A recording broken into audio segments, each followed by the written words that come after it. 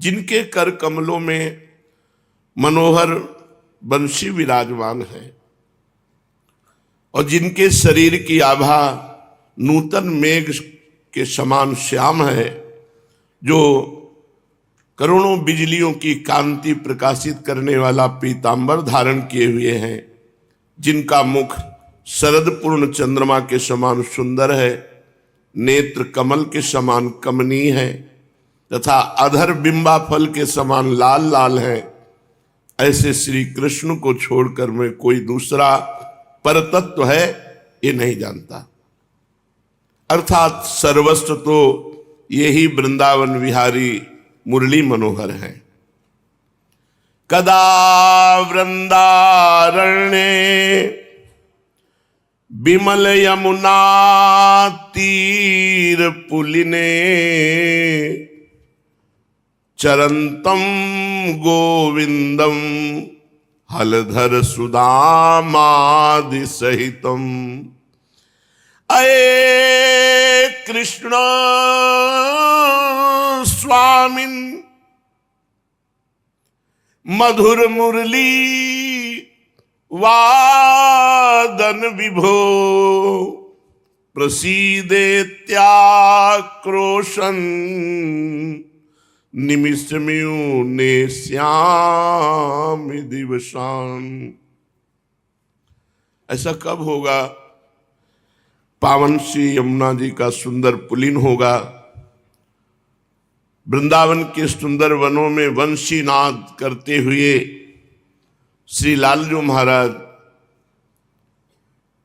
श्री गोरे बलराम जी के साथ और समस्त सखाओं के साथ हमें दर्शन देंगे। दिखाई दे रहा है यमुना जी का पावन पुलिन है, नवीन कुंज है, लालजू के अधरों में वंशी है, साथ में बलराम जी और समस्त सखागण हैं। ऐसा मैं कब दर्शन करूंगा? हे मेरे प्राणनाथ, हे मेरे मदन मोहन, ओ मेरे चित चोर, मेरे ऐसे दिन कब आएंगे जब मैं तुम्हारी इस मधुर झांकी को देख पाऊंगा? और पागलों की भांति हा कृष्ण हा कृष्ण ऐसा चिल्लाता हुआ अपने जीवन के संपूर्ण समय को निमिष की नाई बिता दूंगा। ऐसा कब होगा? प्यारे, तुमसे किस मुख से कहूं कि मुझे ऐसा जीवन प्रदान करो। चिरकाल से बड़े बड़े महात्माओं के मुख से सुनता चला रहा हूं कि तुम निष्किंचनों के प्रिय हो, जिन्होंने अंतर और बाह्य दोनों प्रकार के परिग्रह का परित्याग कर दिया, जिनके तुम ही एकमात्र आश्रय हो, जो तुमको ही अपना सर्वस्व समझते हो, उन्हीं एक निष्ठ भक्तों के हृदय में आके तुम विराजमान होते हो, उन्हीं के जीवन को असली जीवन बना देते हो, उन्हीं के तुम प्यारे हो और वे तुम्हें प्यारे हैं। प्यारे, इस पामर प्राणी से तुम कैसे प्यार कर सको? ये वंचना नहीं है, अतियुक्ति नहीं है नाथ। ये कैसे कहूं कि बनावट नहीं है? फिर भी तुम तो अंतर्यामी हो, तुमसे कोई बात छिपी थोड़ी है। प्रभु सही कहूं तो इस अधम का तुम्हारे प्रति तनिक भी आकर्षण नहीं है। रोज सुनता हूं अमुक के ऊपर आपने कृपा की, अमुक को आपने दर्शन दिए। इन प्रसंगों को मुझे अधीर होना चाहिए सुनकर, किंतु कृपालु, अधीर होना तो अलग रहा, मुझे तो विश्वास तक नहीं होता कि ऐसा हुआ भी होगा या नहीं। बहुत चाहता हूं, बहुत चाहता हूं कि तुम्हारा सतत स्मरण करूं, बहुत चाहता हूं तुम्हें छोड़कर दूसरा विचार ही न उठे। कान तुम्हारे गुण कीर्तनों के अतिरिक्त दूसरी सांसारिक बातें सुने ही नहीं। जिह्वा निरंतर तुम्हारे ही नामामृत का पान करती रहे। नेत्रों के सन्मुख तुम्हारी वही ललित त्रिभंगी युक्त बाकी चितवन नृत्य करती रहे। पैरों से तुम्हारी प्रदक्षिणा करूं, हाथों से तुम्हारी पूजा अर्चा करता रहूं और हृदय में तुम्हारी मनोहर मूर्ति का ध्यान किया करूं। किंतु नटनागर ऐसा एक क्षण भी तो नहीं होने पाता। मन न जाने क्या इधर उधर की सोचता रहता है। जब कभी स्मरण आता है तो मन को बार बार धिक्कारता हूं कि अरे नीच, न जाने तू प्रभु को छोड़कर व्यर्थ की बातें क्यों सोचता रहता है। अरे उन मनमोहन की छवि का चिंतन कर, जिसके बाद फिर कोई चिंतनीय चीज ही शेष नहीं रह जाती। किंतु नाथ, वह मेरी सीख को मन सुनता ही नहीं। न जाने कितने दिनों से ये घटपट आदि ज्ञान की बातें सोचता रहा है। विषयों के चिंतन से ऐसा विस्मय हो गया है कि तुम्हारी ओर आते ही कांपने लगता है और आगे बढ़ना तो अलग रहा, 4 कदम और पीछे हट जाता है। कैसे करूं, क्या करूं? पूरा जीवन हो गया, अनेक उपाय किए, अपने करने योग्य साधन जहां तक कर सका सब किया, किंतु इस पर कोई असर नहीं हुआ। मन पर हो भी तो कैसे? इसकी डोरी तो तुम्हारे हाथ में है ना। तुमने तो इसकी डोरी ढीली छोड़ दी है। यदि तुम्हारा जरा भी इशारा हो जाए तो फिर मन की मजाल क्या जो इधर से उधर तनिक भी जा सकता। मेरे साधनों से वश में हो सके ऐसी आशा मत करना, क्योंकि मुझे आशा नहीं है। तुम ही जब रोकोगे तो ये मन रुक जाएगा। मैं हारे कर जतन बहुत विधि अतिशय प्रबल अजय, तुलसीदास बस होए तबहि जब पेरक प्रभु बर जाए। आप रोक दो मेरे मन को, संसार की तरफ न जाए। प्यारे प्रभु, डांट दो इस मन को। एक क्षण भी तो तुम्हारा चिंतन नहीं करता, एक क्षण भी प्रेम सागर में नहीं डूबता। ये जीवन व्यर्थ हो रहा है। हे नाथ, जीवन को सार्थक कर दो। मेरा मनुष्य शरीर धारण करना सार्थक हो जाए यदि आपके प्रेम में मेरा मन डूब जाए। प्रभु, एक जीभ को ले लो।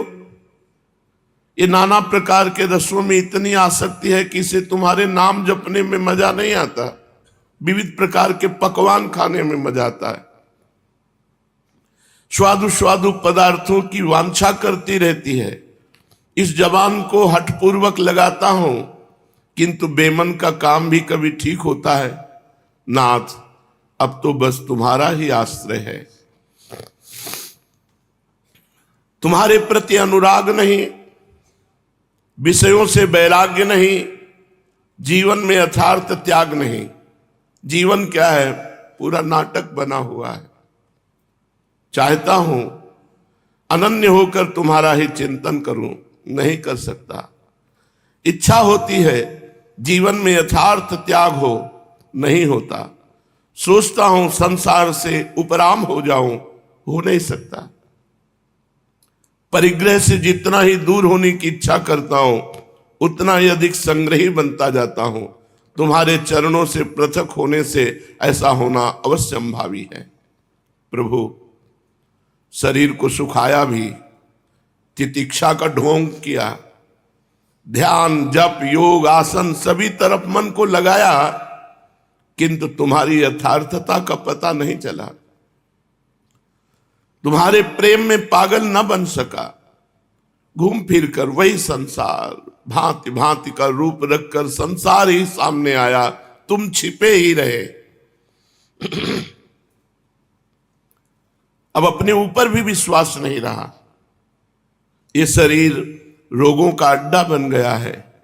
नेत्रों की ज्योति क्षीण हो रही है, दंत खोखले हो रहे हैं, पाचन शक्ति कम हो गई, वायु के प्रकोप से शरीर के सभी अवयव वेदनामय बन गए, फिर भी वही विषय चिंतन यथार्थ जीवन का लाभ नहीं कर सका। अब सब तरफ से हार कर बैठ गया हूं। अब तो एक यही बात सोच ली है, जो तुम कराओगे करूंगा, जहां रखोगे रहूंगा, जैसा नाच नचाओगे वैसा नाचूंगा।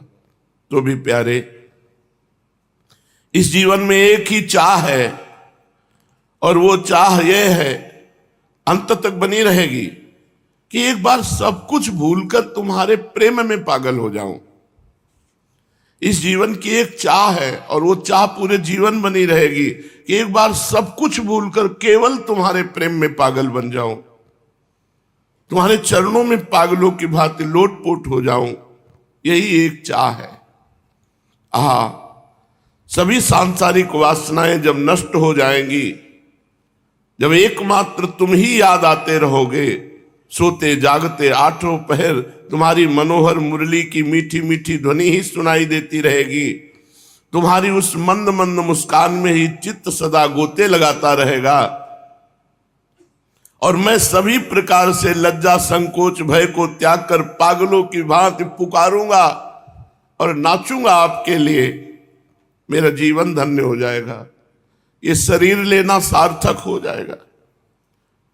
प्रभु, मुझे रोने का वरदान दो, मैं रोता रहूं, पागल की भांति सदा रोऊं, उठते बैठते सोते जागते सदा आंखों में आंसू भरे रहूं, रोना ही मेरा जीवन हो जाए, ऐसी कृपा कर दो।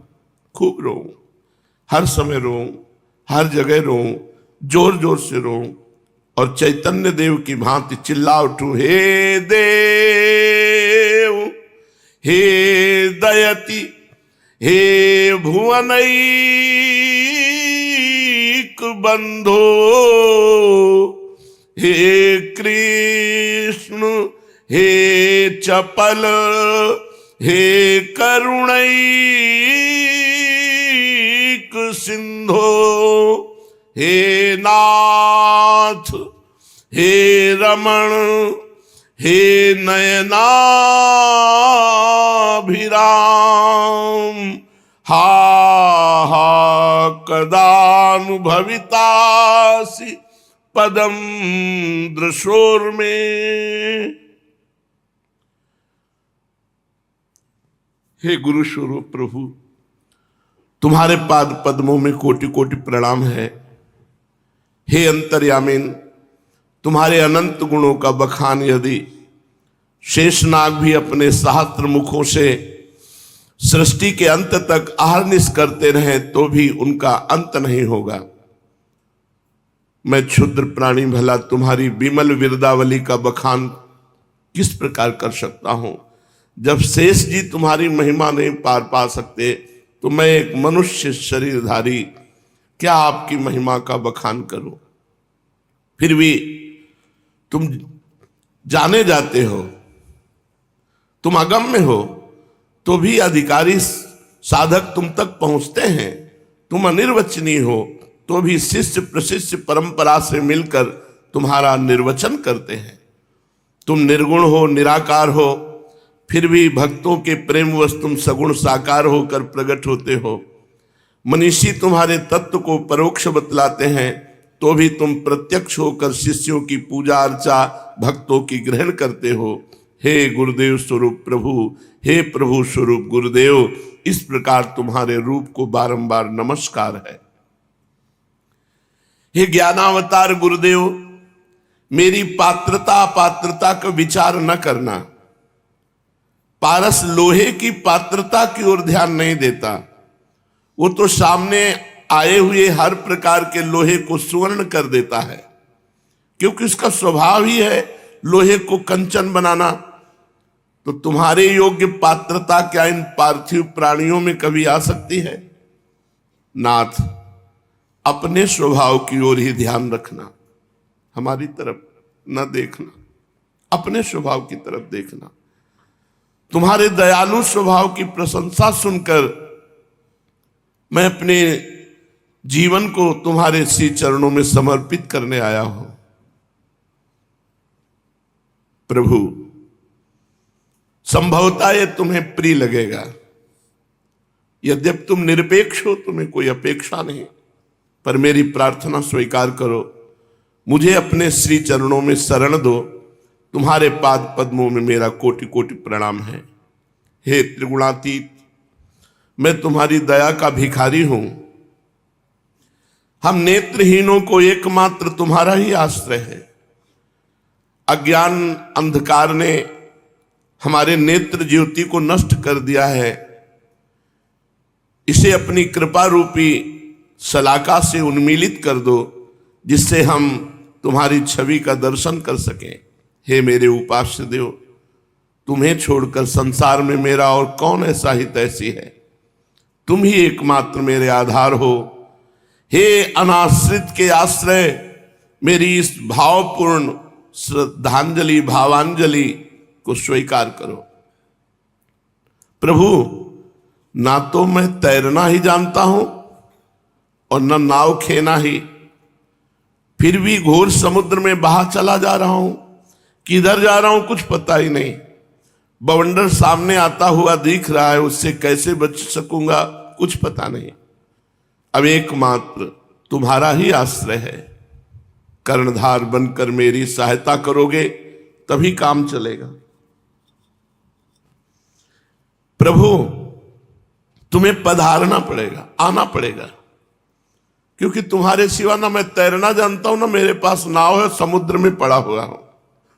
कोई दूसरा मार्ग ही नहीं है आपके सिवा। चारों ओर से फूटी हुई इस जीर्ण नाव पर जब तुम्हारे श्री चरण पड़ेंगे तो अपने आप दौड़ पड़ेगी सतमार्ग की तरफ। घोर संसार रूपी समुद्र के एकमात्र कर्णधार, इस शुष्क जीवन में सरसता लाने वाले मेरे गुरुदेव, हम प्रणतों की ओर दृष्टिपात कीजिए। तुम्हारी जगन मोहन मूर्ति का ध्यान करते करते दिन व्यतीत हो जाता है, रात्रि आ जाती है, फिर भी मैं तुम्हारी कृपा से वंचित बना रहा हूं। पता है तुम हमारे निकट हो, फिर भी मैं तुम्हें देख नहीं पाता, तुम्हारा बन नहीं पाता। तुम्हारी चरण छाया के सन्निकट बना रहने पर भी मैं शीतलता से वंचित रहता हूं। किसे दोष दूं? ये मेरा दुर्भाग्य है कि आप निकट हो पर मैं देख नहीं पा रहा। आपके चरण इतने शीतल हैं पर मैं जल रहा हूं।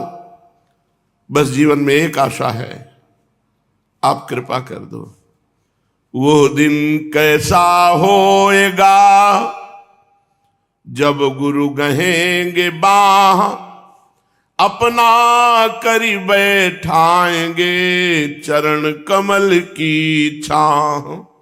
प्रहलाद नारद पराशर पुंडरीक व्यास अम्बरीश सुक सौनक भीष्म दालभ्यान रुक्मांगदोद्धव विभीषण फाल्गुनादीन पुण्यानिमान परम भागवतान नतोस्मि। जिन्होंने दैत्य कुल में जन्म लेकर भी भगवान श्री कृष्ण की अनन्य भाव से अर्चा पूजा की है, जिनके सदुपदेश से दैत्य बालक भी परम भागवत बन गए, जिन्होंने अपने प्रतापी पिता के प्रभाव की परवाह न करके अपनी प्रतिज्ञा परिवर्तन नहीं की, जिन्होंने हलाहल विष पान किया, पर्वत के शिखर से गिराए गए, जल में डुबाए गए, अग्नि में जलाए गए, अपने प्रण से विचलित नहीं हुए, जिनके कारण साक्षात भगवान को नरसिंह रूप धारण करना पड़ा, उन भक्ताग्रगण्य प्रहलाद जी के चरणों में मेरा कोटि कोटि नमस्कार है। जो संसार के कल्याण की इच्छा से सदा नाना लोकों में भ्रमण करते रहते हैं, जो ब्रह्मा जी के मानस पुत्र हैं, जिनकी संपूर्ण लोकों में अप्रतिहत गति है, जो स्मरण करते ही सर्वत्र पहुंच जाते हैं, जिन्हें इधर की उधर मिलाने में आनंद आता है, जो संगीत में पारंगत हैं, भक्ति के आदि आचार्य हैं, जो वीणा लेकर उच्च स्वर से अहरनिश भगवान के नामों का कीर्तन करते रहते हैं, ऐसे भक्त शिरोमणि देवर्षि नारद जी के चरणों में मेरा कोटि कोटि प्रणाम है। जो मूर्तिमान तप हैं, जो पुराणों के मर्मज्ञ हैं, जिन्होंने अनेक प्रकार के यज्ञों में भगवान की आराधना की है, उन श्री व्यास देव जी के पिता परम भागवत महर्षि पराशर जी के पाद पद्मों में अनंत प्रणाम है। परम भागवत परम वैष्णव पुंडरीक ऋषि के चरणों में बार बार प्रणाम है, जिन्होंने एक वेद को 4 भागों में विभक्त कर दिया, जिन्होंने कलि के जीवों के उद्धार के निमित्त पंचम वेद महाभारत 18 पुराणों की रचना की, जो ज्ञानावतार हैं, उन महर्षि वेद व्यास को मैं बार बार प्रणाम करता हूं। जिनकी वैष्णवता के प्रभाव को सूचित करने के निमित्त भगवान ने शरण में आए हुए महर्षि दुर्वासा की स्वयं रक्षा न करके उन्हीं के पास भेजा, जिनके परम भागवत होने की प्रशंसा से पुराणों के बहुत से स्थल भरे पड़े हैं, उन राजर्षि अम्बरीश जी के चरणों को मैं अपने मस्तक पर धारण करता हूं। जो संसारी माया के प्रभाव से बचने के निमित्त 12 वर्ष तक माता के गर्भ में ही वास करते रहे, जिन्होंने मरणासन महाराज परीक्षित को 7 दिनों में ही श्रीमद् भागवत की कथा सुनाकर मोक्ष का उत्तम अधिकारी बना दिया, उन अवधूत शिरोमणि महामुनि श्री सुखदेव जी के चरणों में श्रद्धा भक्ति के साथ बार बार मैं प्रणाम करता हूं। जिन्होंने नैमिषारण्य की पुण्य भूमि में सूत जी के मुख से महाभारत और 18 पुराण श्रवण किए, जो ऋषियों के अग्रणी गिने जाते हैं, जिन्होंने हजारों वर्ष की दीक्षा लेकर भारी भारी यज्ञ याग किए हैं, उन संत महंत महर्षि श्री शौनक जी की चरण वंदना करके मैं अपने को कृतकृत्य बनाना चाहता हूं। जिन्होंने पिता का प्रिय करने के निमित्त आजीवन अखंड ब्रह्मचर्य व्रत का पालन किया, जो अपनी प्रतिज्ञा पालन के निमित्त अपने गुरु परशुराम जी से भी भिड़ गए, जिन्होंने पिता को प्रसन्न करके इच्छा मृत्यु का अमोघ वरदान प्राप्त किया, जिनकी प्रतिज्ञा पूरी करने के निमित्त साक्षात भगवान ने अपनी प्रतिज्ञा तोड़ दी, उन गंगा पुत्र वसु अवतार महात्मा भीष्म पितामह के आशीर्वाद की मैं इच्छा करता हूं। परम भागवत और परम वैष्णव दालभ्य ऋषि के चरण कमलों में मेरा कोटि कोटि नमस्कार है, जिन्होंने एकादशी व्रत के महात्म को संपूर्ण पृथ्वी पर स्थापित किया, जिनके धर्म के कारण स्वयं धर्मराज भी भयभीत होकर पितामह की शरण में गए और धर्मचित कराने के निमित्त अद्वितीय रूप लावण्य युक्त मोहिनी नाम की एक सुंदरी भेजा, जिन्होंने मोहिनी के आग्रह करने पर अपने इकलौते प्यारे पुत्र का सिर देना तो मंजूर किया, किंतु एकादशी व्रत नहीं छोड़ा, उन राजर्षि रुक्मांगद के प्रति मेरा कोटि कोटि प्रणाम है। जो भगवान के परम अंतरंग सखा गिने जाते हैं, भगवान की प्रेम पाती लेकर जो वृंदावन की गोपिकाओं को ज्ञानोपदेश करने गए थे और वहां से परम वैष्णव होकर लौटे थे, जो भगवान के तिरोभाव होने पर उनकी आज्ञा से नर नारायण के क्षेत्र में योग समाहित हुए, उन परम भागवत उद्धव जी के चरणों में मेरा अधिकाधिक अनुराग हो। जो अन्यायी भाई का पक्ष छोड़कर भगवान रामचंद्र जी के शरणापन्न हुए, अंत में लंकाधिपति बने, उन श्री रामचंद्र जी के प्रिय सखा अमर भक्त विभीषण को मैं नतमस्तक होकर अभिवादन करता हूं।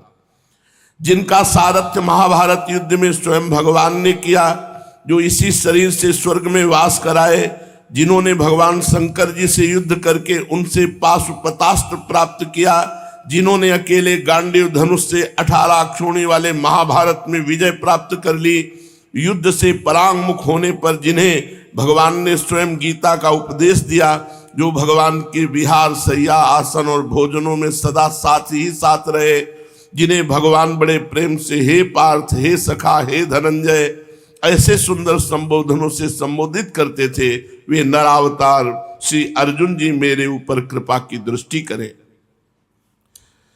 बौद्धों के नास्तिकवाद को मिटाकर जिन्होंने निर्विशेष ब्रह्म का व्याख्यान किया, जिन्होंने जगत के प्रपंचों को मिथ्या बताकर एकमात्र ब्रह्म को ही साध्य बताया, अभेदवाद को सिद्ध करते हुए भी जिन्होंने समुद्र की तरंगों की भांति अपने को प्रभु का दास बताया, उन आचार्य पर भगवान शंकराचार्य के चरणों में मेरा सत सत प्रणाम है। जिन्होंने भक्ति मार्ग को सर्वसाधारण के लिए सुलभ बना दिया, जो जीवों के कल्याण के निमित्त स्वयं नरक की यातनाएं सहने के लिए तत्पर हो गए, जिन्होंने गुरु के मना करने पर भी सर्वसाधारण के लिए गोपनीय मंत्र का उपदेश किया, उन विशिष्टाद्वैत के प्रचारक विष्णु भक्त भगवान श्री रामानुजाचार्य के चरणों में मेरा प्रणाम है। जिन्होंने लुप्त हुए विष्णु संप्रदाय का उद्धार करके पुष्टि मार्ग की स्थापना की, जो गृहस्थ में रहते हुए भी महान विरक्त और आसक्ति रहित बने रहे, जिन्होंने वात्सल्य उपासना की मधुरता को दिखाकर अपने को स्वयं गोपवंश का प्रकट किया, जिन्होंने बालक श्री कृष्ण की अर्चा पूजा को ही प्रधानता देते हुए सर्वतोभावेन आत्मसमर्पण को ही अंतिम ध्येय बताया, उन शुद्धाद्वैत के प्रचारक बाल कृष्णोपासक भगवान वल्लभाचार्य के चरणों में मेरी प्रीति हो। जिन्होंने श्री राधा कृष्ण की उपासना को ही सर्वसिद्ध किया, जिन्होंने नीम के पेड़ में सूर्य दिखाकर भूखे वैष्णव को भोजन कराया, उन द्वैताद्वैत मत के प्रवर्तक मधुर भाव के उपासक भगवान निम्बारकाचार्य के चरणों में मेरा प्रणाम है। जिन्होंने वृंदावन विहारी की प्रीति को ही एकमात्र साध्य माना, जिन्होंने अत्यंत परिश्रम करके स्वयं हिमालय पर जाकर वेद व्यास जी से ज्ञान प्राप्त किया और वेदांत सूत्रों पर भाष्य रचा, उन द्वैत मत के प्रवर्तक भगवान माधवाचार्य आनंद तीर्थ के पाद पद्मों में मेरा बार बार प्रणाम है। जिन्होंने छुआछूत और जाति पात का कुछ भी विचार न करके सर्वसाधारण को भक्ति का उपदेश किया, जिनकी कृपा से सभी जगत पूज्य बन गए, जिन्होंने वैष्णव समाज में सीताराम की सेवा पूजा का प्रचार किया, उन आचार्य प्रवर श्री रामानंदाचार्य स्वामी के चरणों में मेरा कोटि कोटि प्रणाम है। इनके अतिरिक्त दूसरे अन्य संप्रदायों के प्रवर्तक जितने भी आचार्य हुए, उन सभी के चरणों में मैं प्रणाम करता हूं। संपूर्ण पृथ्वी की धूल के कणों की गणना चाहे हो भी सके, आकाश के तारे चाहे गिने भी जा सके, बहुत संभव है संपूर्ण जीवों के रोमों की गणना की जा सके, किंतु भक्तों की गणना किसी भी प्रकार नहीं की जा सकती।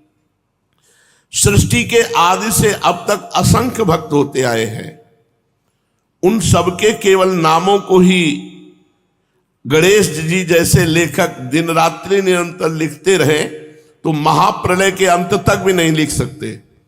फिर मुझ जैसे अल्पज्ञ की तो बात ही क्या है।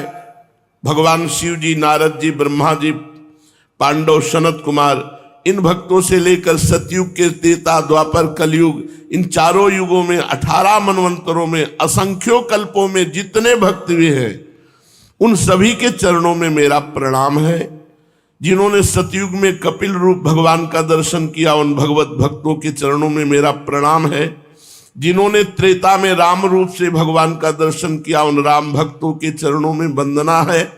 जिन्होंने व्यास रूप से द्वापर में भगवान के दर्शन किए, उन भक्तों के चरणों में मेरा प्रणाम है। कल के रूप से जिन्होंने कलयुग में भगवान के दर्शन किए और जो इस कलिकाल के अंत में करेंगे, उन सभी भक्तों के पाद पद्मों में मेरा कोटि कोटि नमस्कार है। जिन्होंने वाराह, मत्स्य यज्ञ, नर नारायण, कपिल कुमार, दत्तात्रेय, हयग्रीव, हंस, प्रश्नी, गर्भ, ऋषभदेव, प्रचु, नरसिंह, कूर्म, धर्मंतरि, मोहिनी, वामन, परशुराम, रामचंद्र, वेदव्यास, बलदेव, कृष्ण, बुद्ध और कल्कि, इन भगवान के अवतारों का दर्शन, स्पर्श और सहवास किया, उन अवतारों के भक्तों के चरणों में मेरा कोटि कोटि प्रणाम है। कलिकाल में पैदा हुए कबीर दास, नानक देव, दादू दयाल, पलटू दास, चरण दास, रैदास, बुल्ला, जगजीवन दास, तुलसीदास, सूरदास, मलूक दास, रामदास, निवृत्तिनाथ, ज्ञानदेव, सोपान देव, एकनाथ, तुकाराम आदि जितने भी महापुरुष भगवत भक्त हुए हैं, उन सभी के चरणों में मेरा प्रणाम है। भक्तों में कौन छोटा और कौन बड़ा, इसका निर्णय जो करता है वो महामूर्ख है।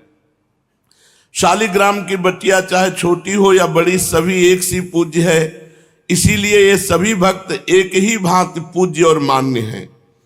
इनके चरणों में प्रणाम करने से ही मनुष्य कल्याण मार्ग का पथिक बन सकता है।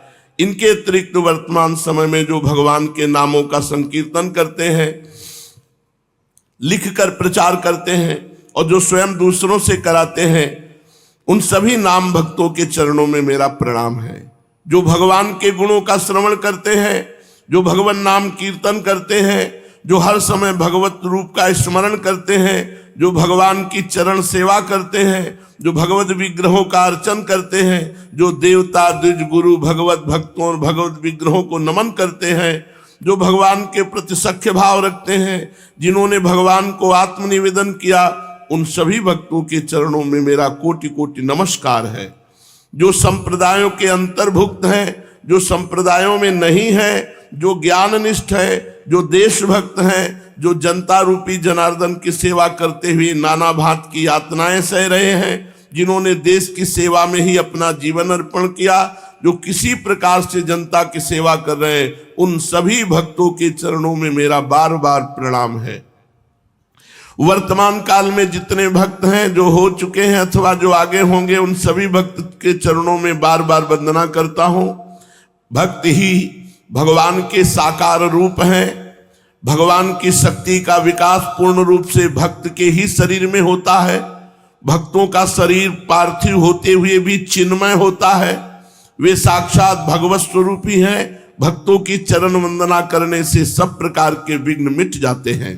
भक्ति भक्त भगवंत गुरु चतुर नाम बपु एक, इनके पद बंदन किए मेटत विघ्न अनेक। संसार का यावत ज्ञान है, जितना भी ज्ञान है, वो सब भगवान व्यासदेव का उच्छिष्ट है।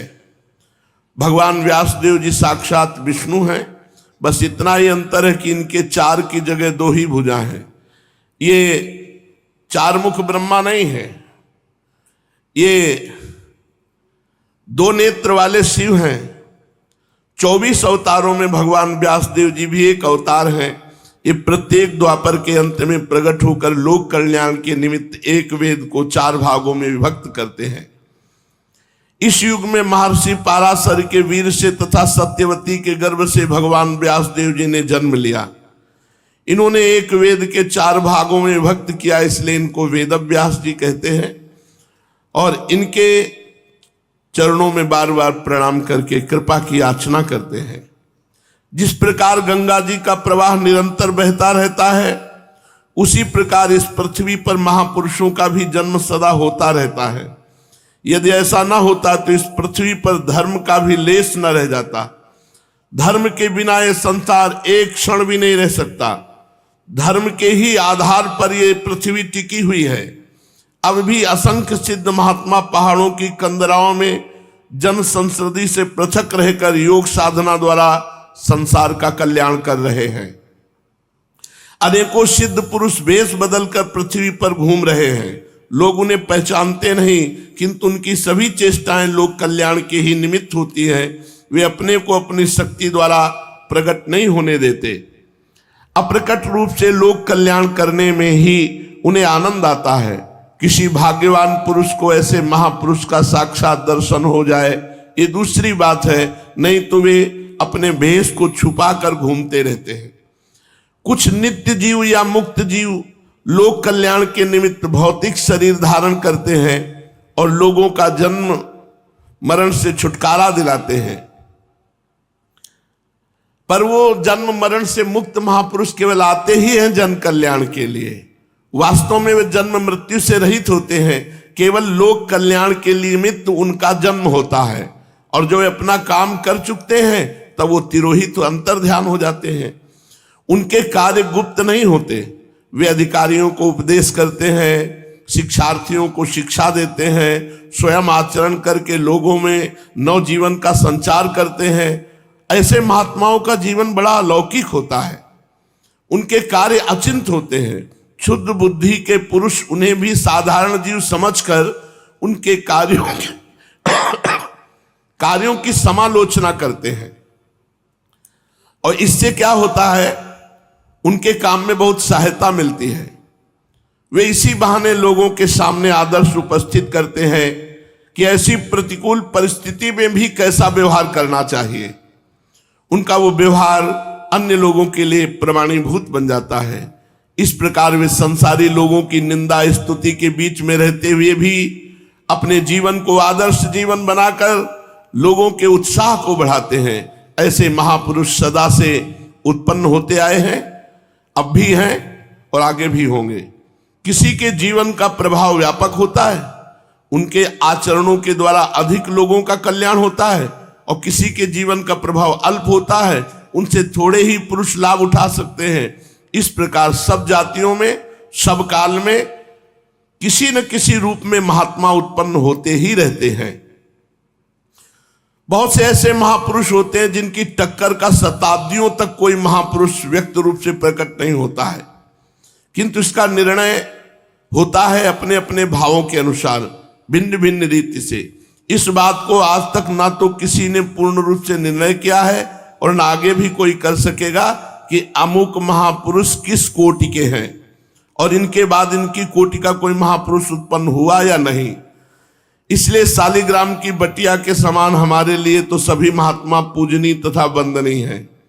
संसार में असंख्य संप्रदाय विद्यमान हैं और उन सबका संबंध किसी न किसी महापुरुष से है और उन सभी संप्रदायों के अनुयायी उन्हें ईश्वर या ईश्वर तुल्य मानते और कहते हैं। हमें उनकी मान्यता के संबंध में कुछ भी नहीं कहना है। एक महापुरुष को ही सर्वस्व मानने वाले पुरुषों को प्रायः देखा गया है कि वे अपने से भिन्न संप्रदाय वाले महापुरुष की उपेक्षा करते हैं और बहुत से तो निंदा भी करते हैं। ऐसा बिल्कुल नहीं करना चाहिए। हमारे लिए तो सभी महापुरुष जिनका वास्तव में किसी भी संप्रदाय से संबंध है या नहीं है, हम सबको प्रणाम करते हैं, सबको मानते हैं। जो अपने आचार्य की प्रशंसा करके दूसरे आचार्य की निंदा करता हो तो मूर्ख है, अपने ही आचार्य की निंदा कर रहा है। इसलिए हम समस्त साधकों से प्रार्थना करते हैं कि जिनका संबंध परमार्थ से है ऐसे सभी महात्माओं के चरित्रों का श्रद्धा के साथ श्रवण करना चाहिए। महात्माओं का चरित्र जीवन को महान बनाता है, हमें कर्तव्य और सहिष्णुता सिखाता है, हमें अपनी असली लक्ष्य तक पहुंचाता है। इसलिए यथार्थ उन्नति का एकमात्र साधन महात्माओं के चरित्रों का श्रवण करना, संत पुरुषों का सत्संग, यही महान बनाता है। हम इस युग के महापुरुषों में महाप्रभु श्री चैतन्य देव का स्थान सर्वोच्च जो माना गया है उसे स्वीकार करते हैं। वे भक्ति के मूर्तिमान अवतार, प्रेम की सजीव मूर्ति। उनके जीवन में परम वैराग्य, महान त्याग, अलौकिक प्रेम, अभूतपूर्व उत्कंठा और भगवान के लिए विलक्षण छटपटाहट थी। उनका अवतार संसार के कल्याण के निमित्त ही हुआ। महापुरुष के जीवन में असंख्य जीवों का कल्याण हुआ, चैतन्य महाप्रभु के जीवन में, और उनके चरित्र से, उपदेश से असंख्यों का होता रहेगा। ऐसे महापुरुष का जीवन कल्याण की इच्छा रखने वाले जीवों के लिए निर्भ्रांत पथ प्रदर्शक बन सकता है। चैतन्य चरित्र अगाध है, दुर्गेय है, साधारण जीवों की समझ में ना तो आ सकता है और ना समझाया जा सकता है। दुष्कृति पुरुष उसे तो श्रवण ही नहीं कर सकते, पापी पुरुष तो श्रवण ही नहीं कर सकते, उनके कान में ही नहीं जाएगा चरित्र। बड़े सौभाग्यवान होंगे ऐसों को चरित्र सुनने का संयोग मिलेगा। और फिर यहां वृंदावन धाम में यमुना जी के पुलिन में बैठ करके भागवत श्रवण की, गीता और श्री चैतन्य चरितावली और ऐसे जो परम पावन भगवत भक्तों के चरित्र, अब क्या कल्याण की कोई कमी है? कल्याण की हमारा कल्याण हो गया। हम कल्याण के लिए नहीं तड़पते, हम प्रेम के लिए तड़पते हैं कि हम आपके लिए रोएं, आपके लिए विकल हो। कल्याण तो हो गया, एक बार संपूर्ण भागवत सुन ली, दुर्गति नहीं होगी, हो गया कल्याण। कल्याण के लिए तो निश्चिंत रहो। हमें प्रेम चाहिए, कल्याण नहीं। हमें श्री जी की दास्ता चाहिए, कल्याण नहीं। सौभाग्य से ऐसे भाग्यवान जो होते हैं उनको ये चरित्र सुनने को मिलता है। सुनकर उनसे भी भाग्यवान वो हैं जो यथावत समझते हैं और वैसे चलते हैं। जिनके ऊपर भगवान की विशुद्ध कृपा है वही सुन समझ सकते हैं।